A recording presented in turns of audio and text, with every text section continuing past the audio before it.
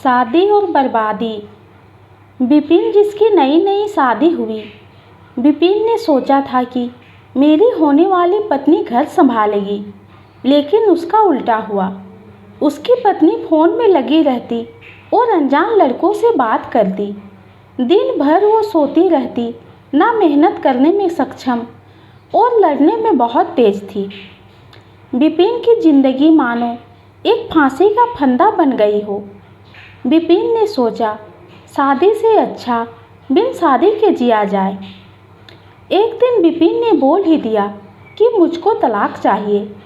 उसकी पत्नी उससे माफ़ी मांगती और बोलती, अब आगे से गलती नहीं होगी।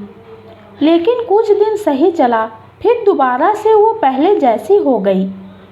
अब तो पति के जाने के बाद घर में अनजान आदमी का आना शुरू हो गया। एक दिन विपिन ऑफिस से घर आ ही रहा था कि वो अपनी पत्नी को किसी गैर मर्द के साथ हम बिस्तर होते हुए देख लिया। अब विपिन ने सोच लिया कि तलाक लेना है बस। उसने अपनी ज़िंदगी से दूर करने का फैसला कर लिया। उसकी पत्नी बोली, जब तक मैं तलाक के पेपरों में साइन न करूं, तब तक तलाक कैसे होगा? तुझको पूरी तरह से बर्बाद कर दूंगी।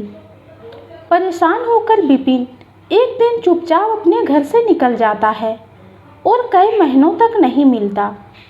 और फिर 4 महीनों के बाद पता चलता है कि वो किसी गैर औरत के साथ रह रहा था।